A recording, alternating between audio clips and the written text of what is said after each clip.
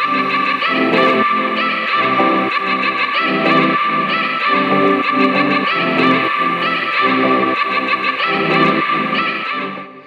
everybody. Okay, so I am sending my really cruddy quality phone videos to my computer as we speak. While that is going, I'm going to record a second part of the process here and just kind of give you an insight of what it did look like during those times that I was machine gun pressing the camera app on my cell phone, so that you see that there are so many bad outtakes, and I pick just a few from the self-portraits to edit. Okay, so the way I'm going to do that is I'm going to go in and open Photo Mechanic and just kind of scroll through and show you what I have.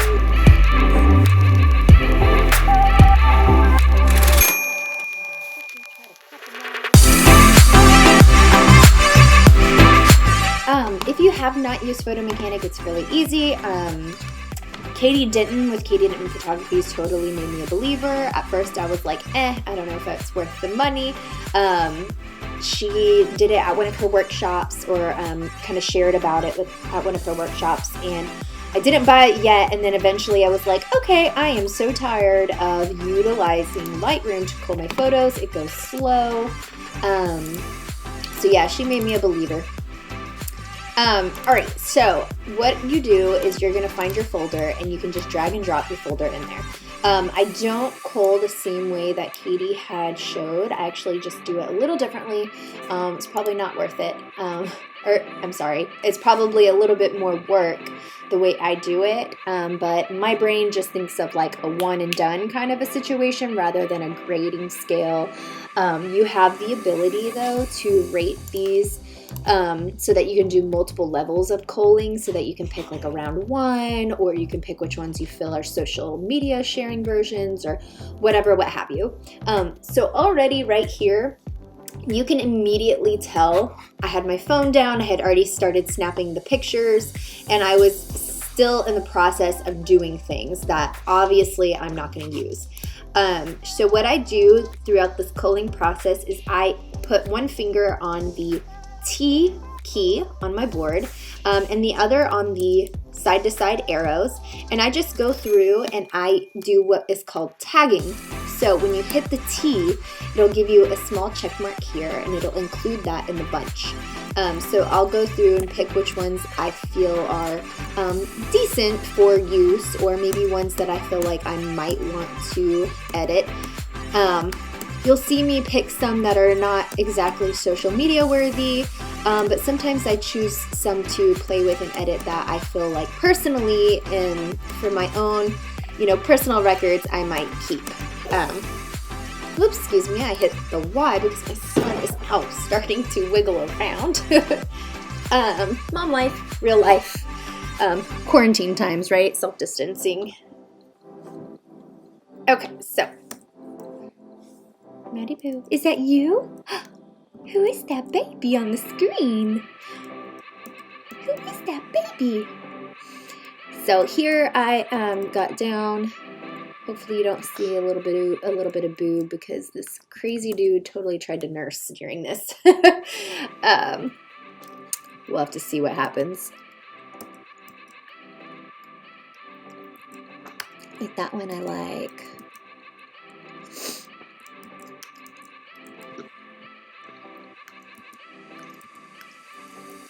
And then he hopped back down. He was insistent. You can see him trying to grab at my chest. I think I'm turned around. Yeah, you see right here I had my phone behind me, hidden behind my head during half of these. I think I dropped it below my... I was trying to distract him and tell him he did not need the boob. Oh, that's a beautiful face of mine.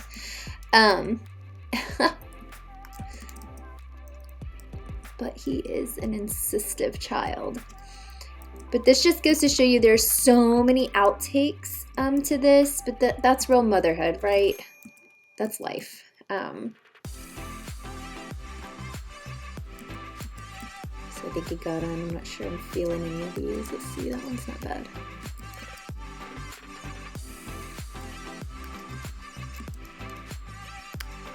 Even with him nursing.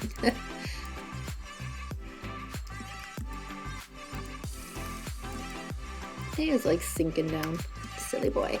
So then I tried to pull the guitar out and see if maybe that was something that he'd be interested in, because he was having so much fun with the guitar. So I got the phone ready. It's behind me. You can tell my arm is missing. So I'm already starting to hit the button. That's why you just see him in the movement of coming up there.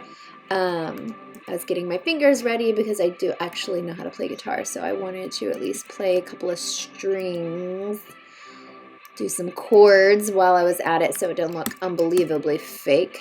I think it's kind of sweet him up there when it comes. So there, you notice I was able to let my hand go and then start interacting and moving around with him, because that's kind of my whole purpose in my images. Is I really like to bring life to my images rather than just like a hold and pose. To me, it feels better. It feels more emotional. It feels more organic. It just, I don't know, it brings me more mood. I think I was adjusting the phone, trying to make sure that everything was fine. I actually started to sing to him for a second. Oh, his little face. He looked at me like, Mom, no.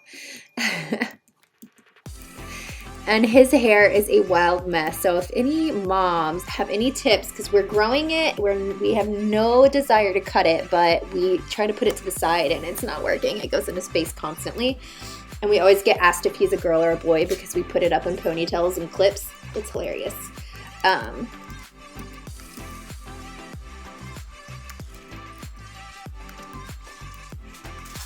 see.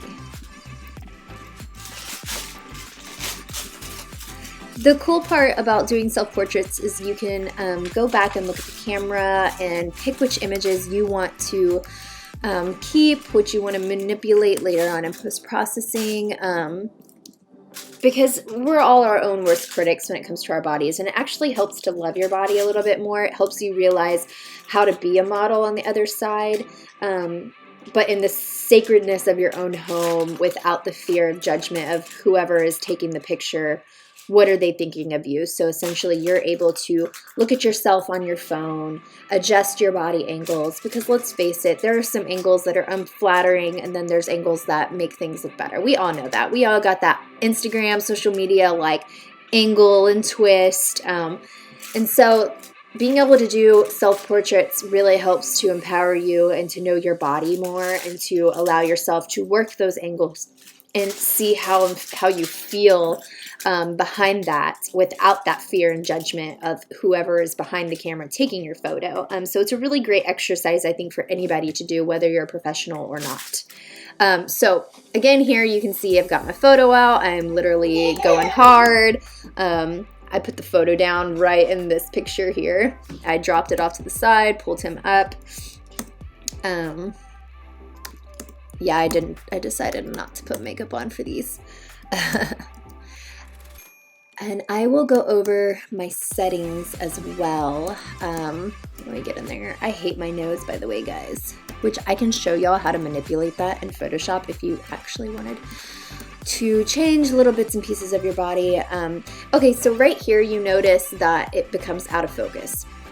It was in focus here because he was further up, and here he's not in focus because he's further back. So with the phone, you pick your spot on the screen, which you'll see in my screen recording. I tapped around a couple of times, and that's where you'll get your focal point. So you can't change it quickly throughout, especially if you use my machine gun method onto taking the photo. If you do like the self-timer version, on there, then you'd be able to kind of manipulate that, but I find it harder to get more in the moment images when you do it that way.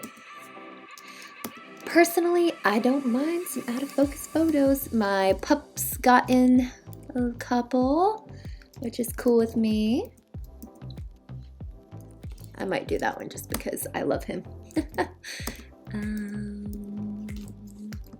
He is getting cranky. You can tell in some of these photos he was not having it, but I just kept going. I kept playing with him. Here's the beginning where I was testing my lighting just to see what settings I wanted to use. I did angle the chair a slight bit more into the window just to give us a little bit more frontal light rather than full on-side light. although majority of these photos have side lights. So again, you can see me tap, tap, tap, tap, tap, throw my phone off to the side. I do have a little naked baby in this beginning half.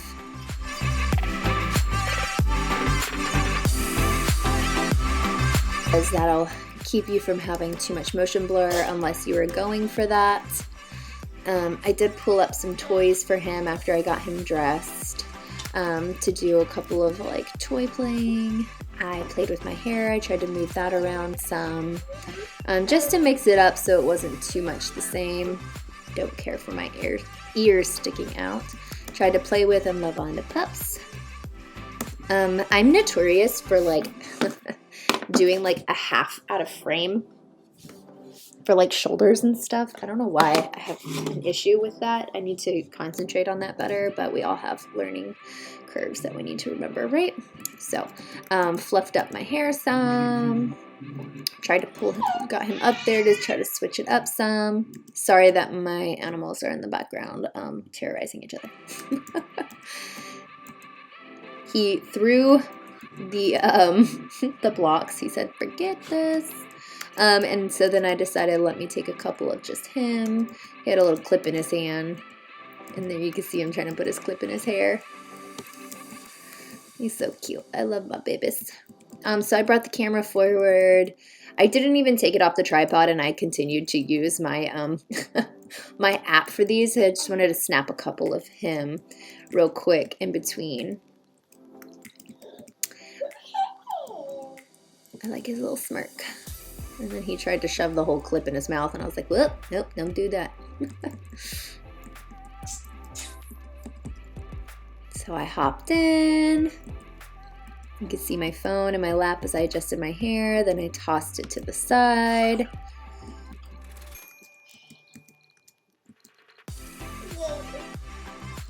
Grabbed it again because I think it, for some reason, it stopped.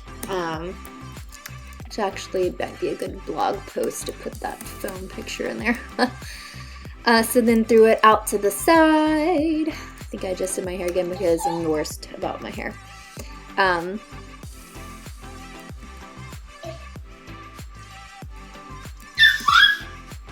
What you giggling at over there?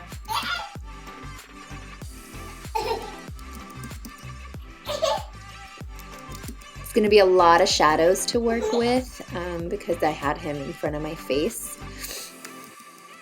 So I tried to flip and turn him. You can clearly tell he's upset. He's like, ah, no. So I think I grabbed the guitar again.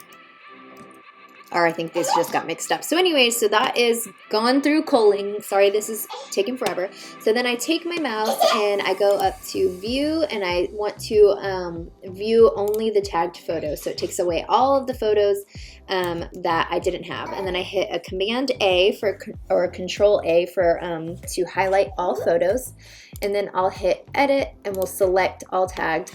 Or you can do, I'm sorry, you can do that instead of Command A, whichever you prefer. And then with Lightroom being closed, I drag, how much you want to bet there's a bunch? Yeah, 298 out of that whole shebang that I picked. And I'll drag and drop those into Lightroom. So essentially it's going to pull up into your import screen just as it would if you tried to come through and cull your images through Lightroom. And culling, for anybody who doesn't know, just because I remember the first time I mentored and I was like, what is culling? Like, I didn't even know what that word meant.